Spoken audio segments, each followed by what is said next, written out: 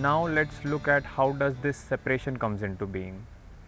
If I consider myself and as an individual entity, then I begin to collect all sorts of things around this entity and begin to call those things as the things of this entity, and that is why we refer to as things being mine. It would start with uh, these clothes are mine, these are my parents, this is my school that I go to, these are my friends, and this is my education, it's my house, and so on and so forth. So this entity creates a sort of network of things around it, and the way it relates to it also strengthens this entity in itself.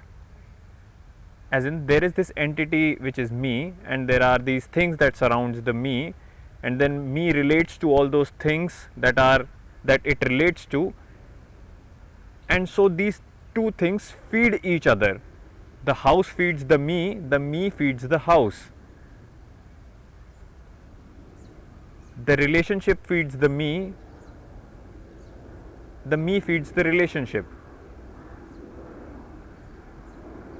And when it comes to people, it turns even more complex actually, because I say to the other person that you are mine, and that the other person says to me that yeah, I am yours actually.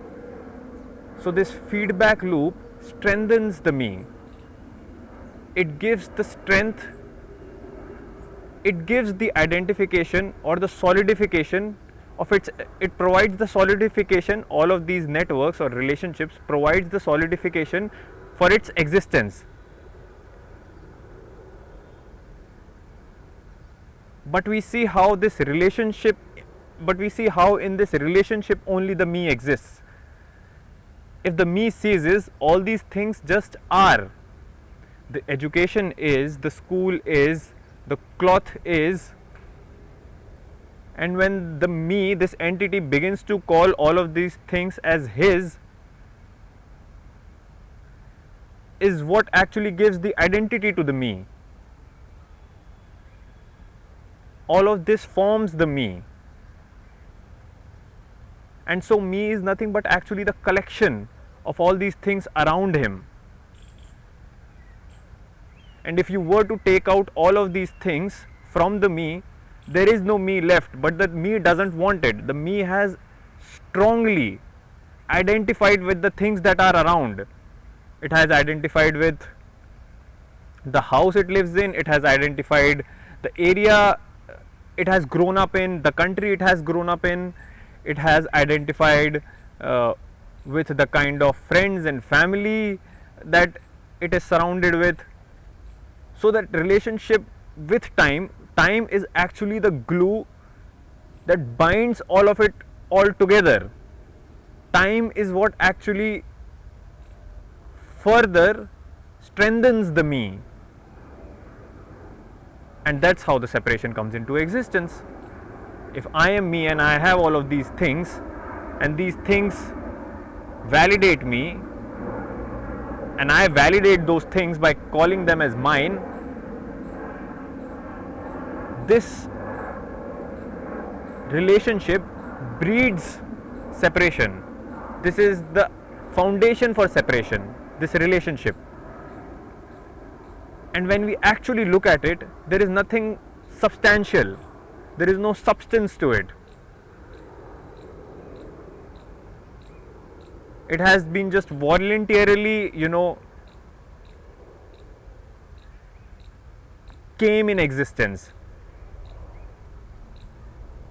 It had no fundamental identity or existence of its own. It's through these things and through its environment it emerges. Without this environment, it is not. And the environment actually also is not without it. So the one feeds the other, and the other feeds the one. And that's how and that is why we find ourselves in this mess. We really think that there is something solid to our identity, there is something solid to our existence. But if you deeply look at it,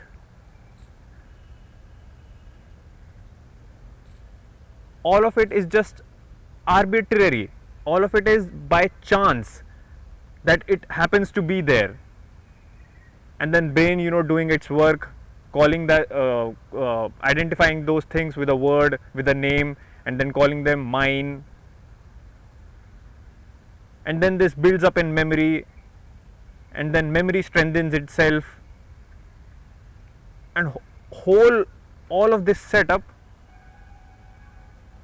is what actually the parent of the me, or me's relationship to these things. That relationship is the parent of the me, whatever way you want to call it, whatever way you want to identify it. And so yeah, that's the core problem, that's the core disease on which all of our problem fosters.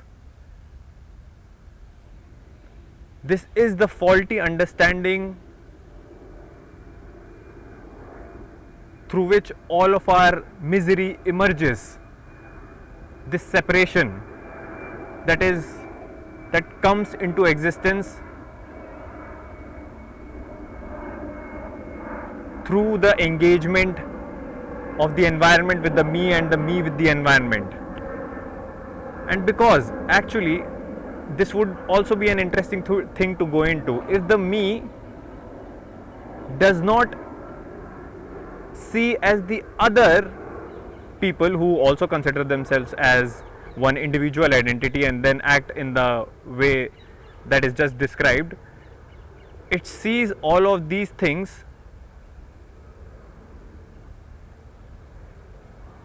closest to itself. Like it would not see an inanimate object close to itself, like it would not see a wood as being himself, as it would not see the wall being himself, but it would see another person closest to itself. So then that person's reaction and that person's response to the environment around him would also shape the relationship of me, of this entity, to the environment around it.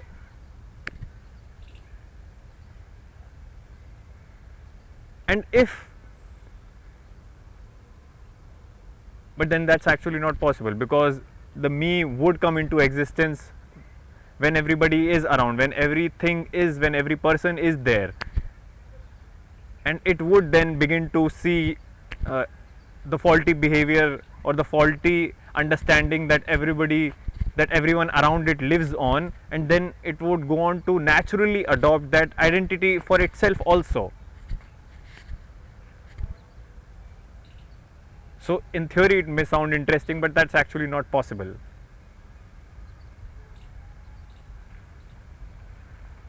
That how would me actually react if it were to not be influenced by the people, by the other me like entities around it. So that's just a theory. So what have we figured actually? That this false entity that emerges as a result of its environment could maybe the root of all the fragmentation, of all the problem that we actually experience in living. And if one is not at all familiar to the whole process of how the me comes into existence, one is bound to, one is destined to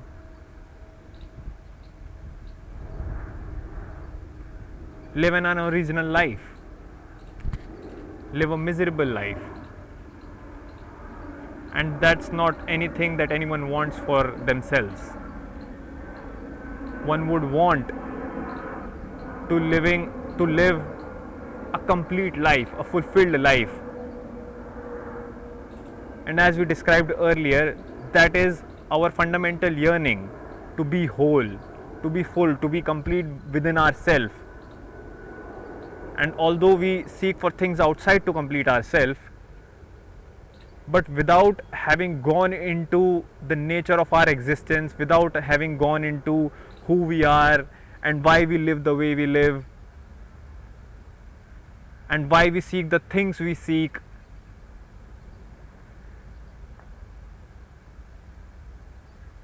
we are setting ourselves for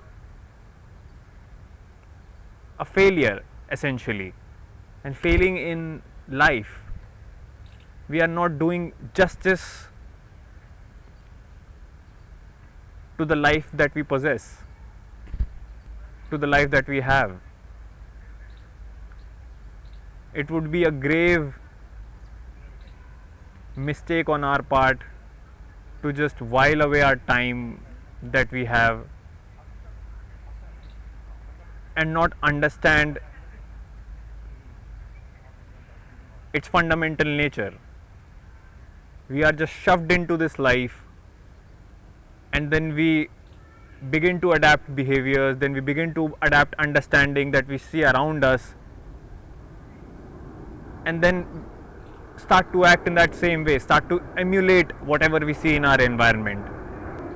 We would have just wasted our life, this one life that we have, without knowing who the one actually was living it.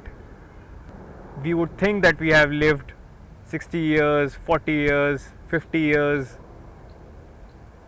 and we would make ourselves believe that we have lived an enriching life, that we have formed good relationships,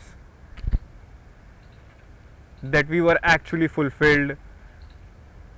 But all of that might just not be true, and then we are scared to find that it is not true. And so we rather be in this illusion that it is true.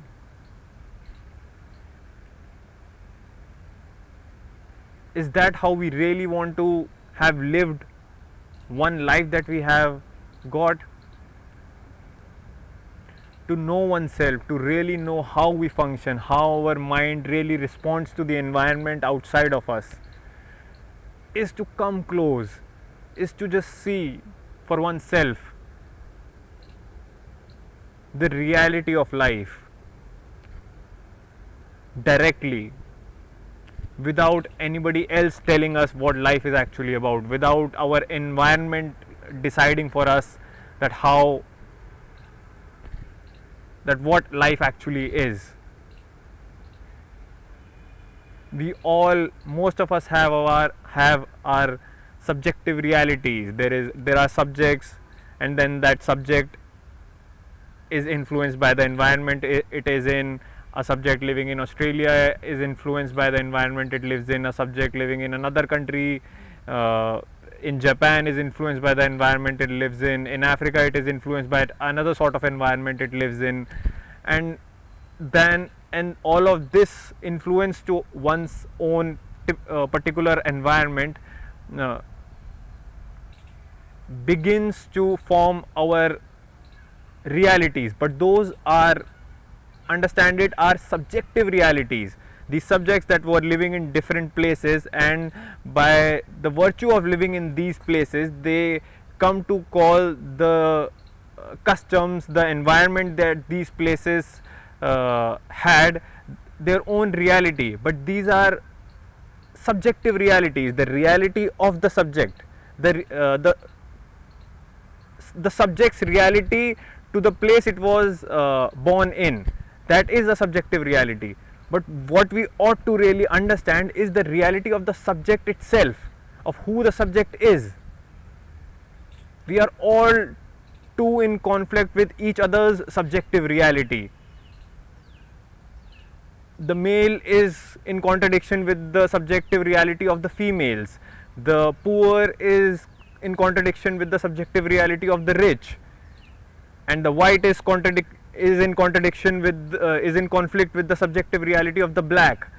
But what is the reality of the subject itself? Why we do not go into the reality of who the subject is,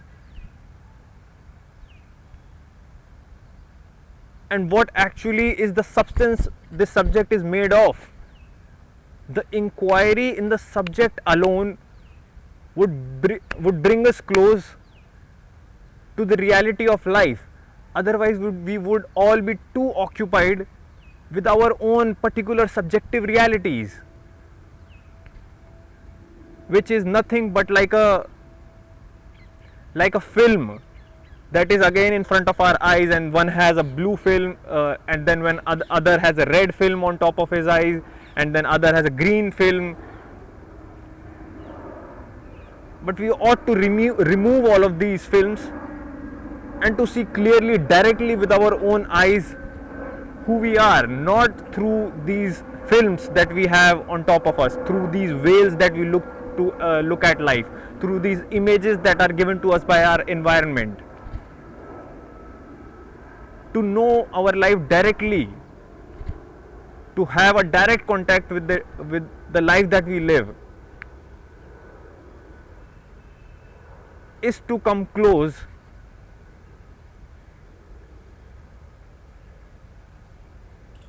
to one that is actually real,